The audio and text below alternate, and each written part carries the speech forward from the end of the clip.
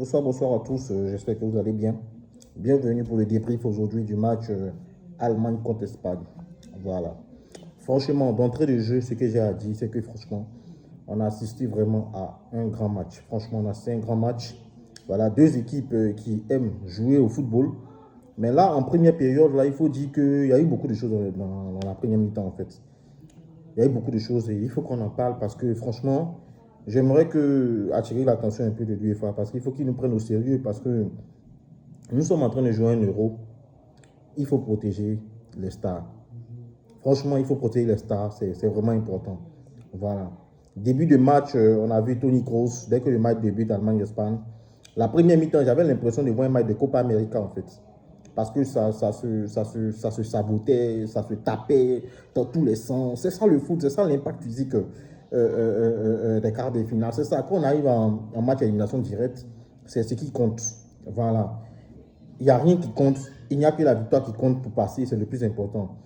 Donc, vu que les deux équipes, on ne pouvait pas assister à un match haché, on ne pouvait qu'assister à un très bon match. Et franchement, Toni Kroos, c'est vraiment scandaleux que Toni Kroos ait fini la mi-temps sans un carton. Sans un carton. Après l'attentat, je dis bien l'attentat du siècle que Toni Kroos voilà, a fait à Pedri. Franchement, c'est inadmissible. Inadmissible. Franchement, c'est pas possible.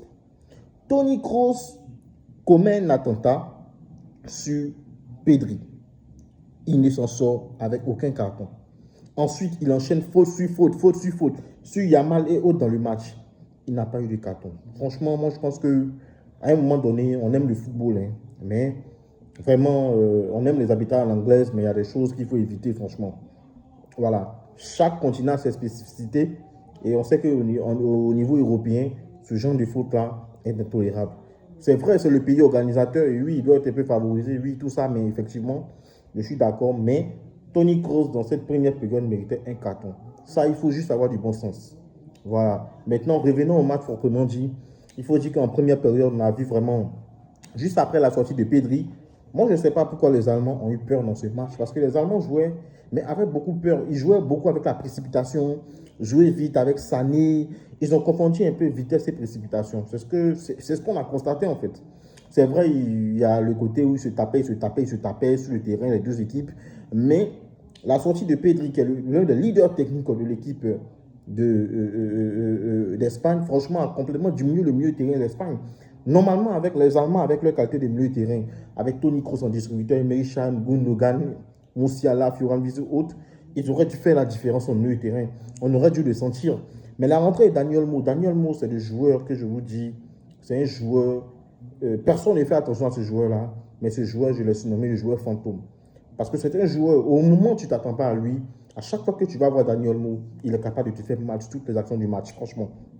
Et il a été au niveau aujourd'hui.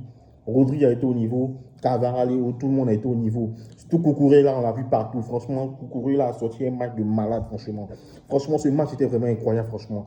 Voilà, je plains tous ceux qui ont eu à rater ce match, franchement, parce qu'il n'y a rien à dire.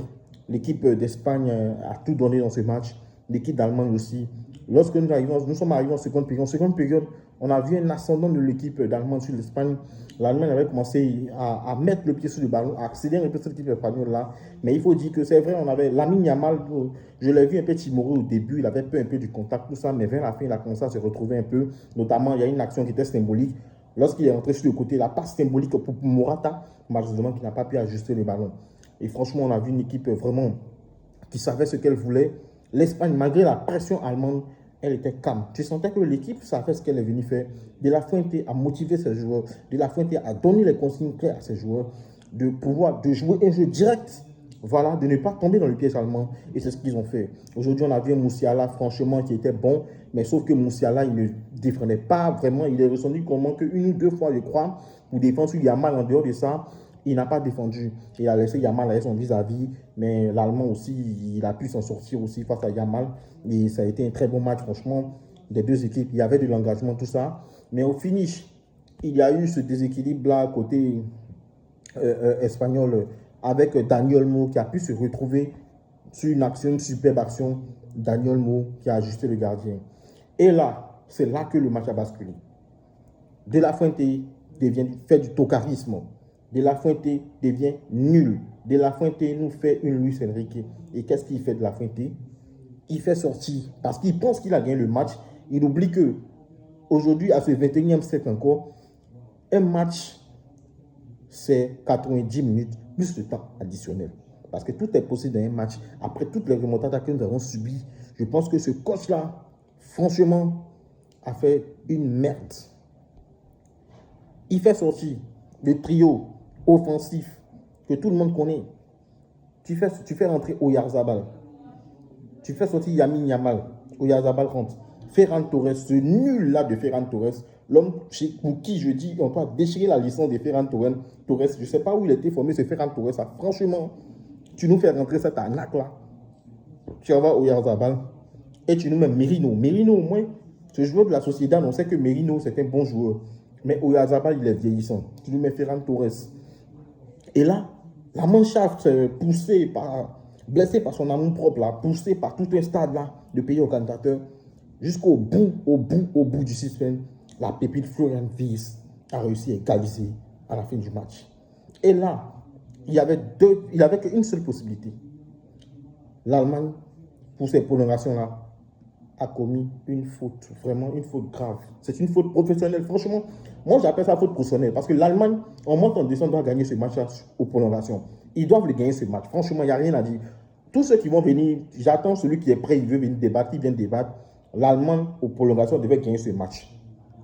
Parce que l'Espagne n'avait plus d'attaque.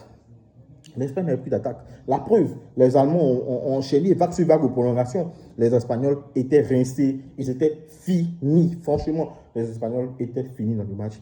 Malheureusement, comme on le dit, l'Allemagne est tombée dans la facilité. Ils se précipitaient trop. Comme je l'ai dit au départ, ils confondaient vitesse et précipitation. Et on l'a tous vu de façon claire ce qui s'est passé aux prolongations. Les Allemands ont eu leurs occasions. Les Espagnols essaient de se gérer. Et vous avez vu Ferran Torres. Ferran Torres ne pèse même pas dans le match. Si tu veux mesurer sa pesée, c'est 0. C'est 0. C'est 0, c'est nul pour Ferran Torres. Oyarzabal aussi, invisible. Le milieu obligé de se débattre un peu. On a vu la sortie de Fabian Ruiz, tout ça. Voilà. Et Carvajal, le sacrifice de Carvajal. Et à la fin, on a vu. Et là, comme un coup de sort, un coup de tonnerre dans un seul terrain, on a vu le centre. Et la fameuse tête de Mikel Merino. Franchement, les dieux étaient espagnols aujourd'hui. Franchement, les dieux du football étaient espagnols aujourd'hui. Ça, il n'y a rien à dire. Voilà, Dieu avait déjà choisi son vainqueur. C'était l'Espagne. Et on a vu aujourd'hui l'Espagne sur un coup de chance. Je ne dirais pas coup de chance aussi parce que l'Espagne, c'est vrai qu'il y a la sortie des 3, mais c'est une équipe de qualité. Ils ont mis le deuxième but. Et là, l'Allemagne était finie. Voilà, l'Allemagne a eu tout ce qu'il devait avoir dans ce match, mais ils n'ont pas eu ce mental-là, franchement, pour aller pousser les Espagnols dans un dernier retranchement. Voilà, et gagner ce match. L'Allemagne devait jouer, la manière dont ils ont joué les dernières minutes contre l'Espagne en poussant, c'est comme ça qu'ils devaient jouer les prolongations. Parce que c'est un quart de finale, il n'y a pas de cadeau, il n'y a pas de cadeau qui tiennent, il n'y a pas d'amis qui tiennent. Tu donnes tout et tu fais ce que tu as à faire. Et les Espagnols leur ont montré, après le deuxième but, les Espagnols, qu'est-ce qu'ils ont fait? Carvajal, il y a eu l'action avec Jamal Moussa, il a coupé complètement le joueur, il a coupé l'action, il a pris son carton rouge tranquillement parce que peu importe, c'est le sacrifice pour la nation. Il s'est sacrifié pour la nation, pour la victoire de la nation. Et il a fait, franchement, j'ai aimé, franchement, ce match de l'Espagne. Et là, derrière, on a ce Torah de Ferran Torres, là, qui fait face à face à Neuer. Et comme d'habitude, nous vendange. Moi, en fait, Ferran Torres, je n'ai pas envie de parler. Parce que nous, on connaît Ferran Torres. Vous qui le découvrez aujourd'hui, vous allez savoir que Ferran Torres, c'est un tocard. Nous, on le connaît depuis longtemps. Depuis longtemps, on a lancé une pétition pour qu'on déchire la licence de Ferran Torres. Franchement, je ne sais pas comment ce gars-là a fait pour devenir joueur, quoi. Franchement, parce que là, il est complètement nul et toujours nul, en fait, c'est Ferran Torres. On est fatigué de le dire. En tout cas, ce fut un super match et on a aimé. En tout cas, voilà le débrief. Je pense que voilà, le prochain débrief, ce sera le match France contre l'équipe du Portugal qui est en cours. Franchement, on aura beaucoup de choses à dire sur ce match-là. Voilà, et on s'attrape tout à l'heure pour ce match. OK. N'oubliez pas de liker, de commenter, de partager. Voilà, et de faire des suggestions en commentaire parce qu'aucune œuvre humaine n'est parfaite. Sur ce, je vous remercie. Je vous aime. Bisous à tout à l'heure.